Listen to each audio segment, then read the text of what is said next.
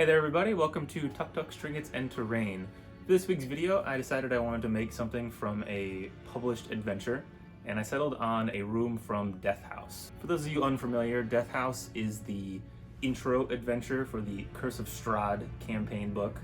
It's lots of fun. If you haven't played it, you should check it out. This will be a spoiler-free video, other than that the thing that I built is a room in Death House, but the specifics other than the sort of public knowledge that the book gives you, I will keep out of this video. I do reinterpret the room description slightly so that I can use the pieces that I made in other areas, other adventures, and so they're not so restrictive that they can only be used for the Death House adventure. They are compatible with normal 3x3 dungeon tiles, and you can see I split up the pieces so that they're not tied together and can be used independent of each other. So, let's get into it. Thank you so much for stopping by. I hope you enjoy. So the first thing I needed to do was cut out my basic shape. It's just some 1-inch XPS foam that's going to form the base structure of our ritual room. The dimensions for this are directly from the map in the adventure. I didn't want to show it. It does have some information that players should not have. So I'm just marking out where my walkway around the sort of flooded area is going to be, keeping it 1 inch so that a mini can fit on the outside there. And then the little offshoot on the right hand side is the refuse pile that is through a hole in the wall. So after cutting out all of the wall pieces and cutting those pieces in half to match my sort of normal 1/2 inch dungeon tiles, I grabbed a piece of chipboard and just hot glued all of my wall pieces onto it to form the room itself.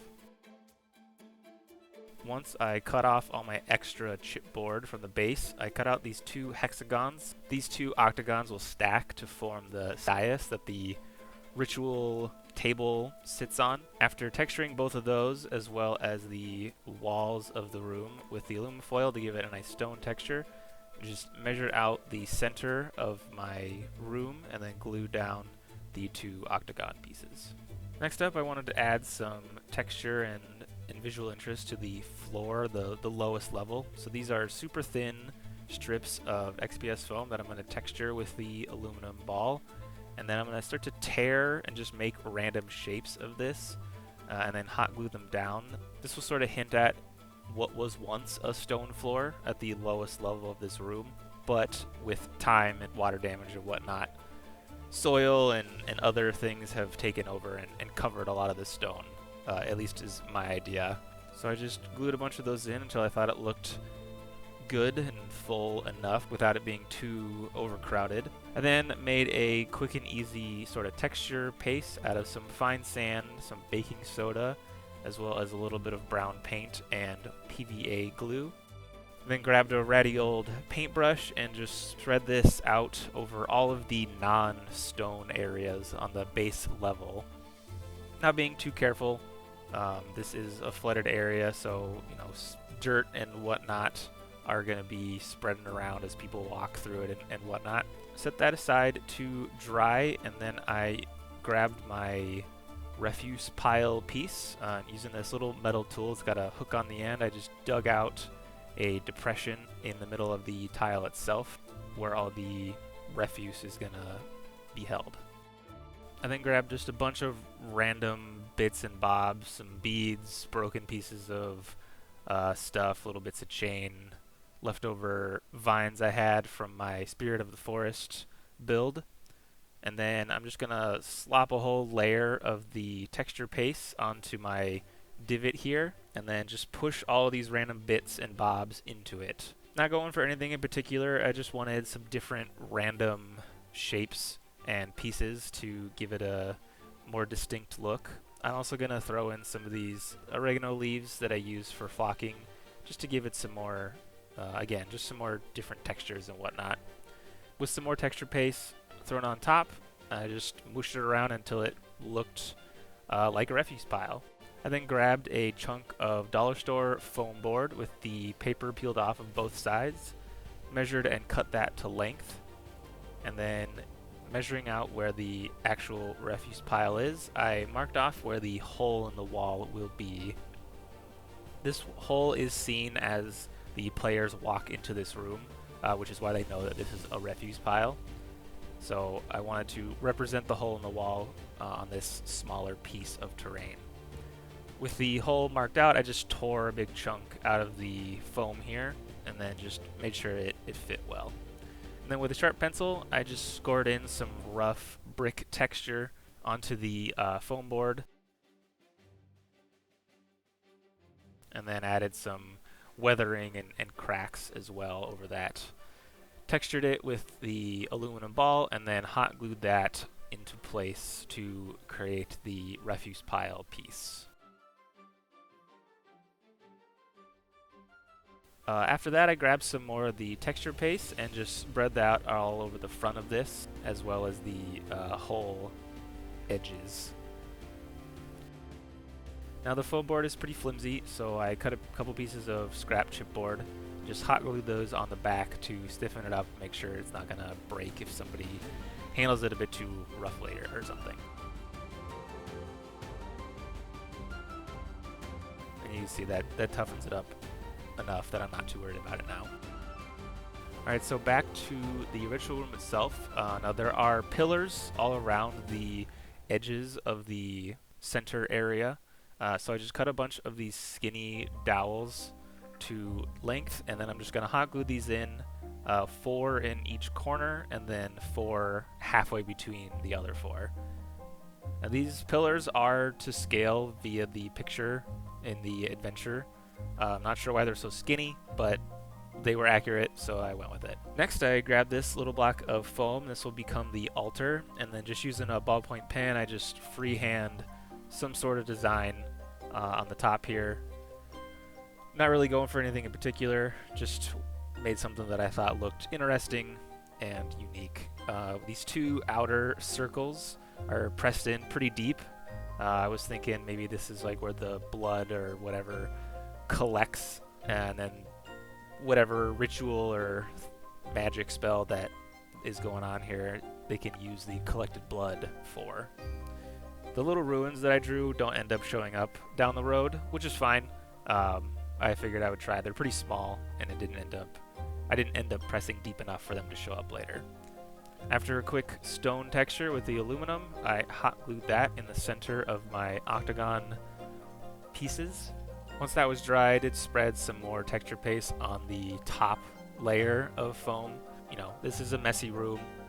People are walking around spreading stuff, so I figured the mud and dirt would spread everywhere. Next, to give everything a nice worked look, I used my ballpoint pen and drew in some random brick patterns all over every top texture, so the walkways and all of this flat surfaces in the middle as well. Trying just to get a more random look rather than a uniform brick texture. And with that, the construction is complete, and I'm going to base coat this in the classic black paint and Mod Podge mixture. But while I'm doing this, I just want to remind you to please subscribe. If you're enjoying it, I really would appreciate it. I post crafting videos every other week, so 2 weeks from now, you'll see another one. Please like the video if you're enjoying it. Leave a comment with suggestions of maybe things that you would do differently or different materials that I could use. Maybe you have something that you'd like to see me try and create. And last but not least, share this with your friends that you think might enjoy it. Or with your DM that is maybe running Death House as an adventure for you guys. So with the base layer nice and dry, set about painting everything. For all the stone, I'm just going to use my standard stone paint. So start with a base coat of this pewter gray on all of the stone for both pieces. And then I'm going to use this burnt umber on all of the mud and dirt. Next up, we'll move to the dry brushing. So I just use this gray color on all of the stone. And then use this brown without cleaning my brush, so it makes this sort of grayish brown color. And then go over all of the dirt areas with that. And then lastly, I'm going to use this country twill as a random sporadic dry brush on all of these stone. After a black wash all over everything, for the final dry brush, I use this sand gray over everything just to bring out all of the texture and highlights. Next up, I wanted to add some moss and plant growth. So I really liked how this worked out in my temple video. So I'm going to use these parsley flakes and mash them up with a mortar and pestle, and then just make a paste with that with some PVA glue, and spread that randomly all over both pieces. This will add some nice color, and we'll also sort of hint at how much time has passed down here. I also wanted to add some larger growth, so this is just some sort of crafting moss that you can get at any craft store, and then just using some full strength PVA glue, just glue down chunks of that in some random spots on both pieces. Next, I wanted to add some blood to the altar.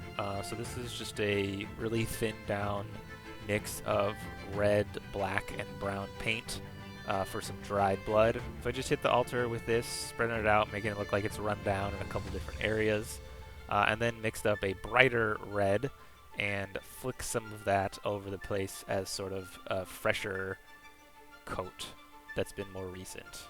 This is just a personal taste. This isn't included in the description of the room for Death House, but I wanted to do it because I thought it would look more interesting.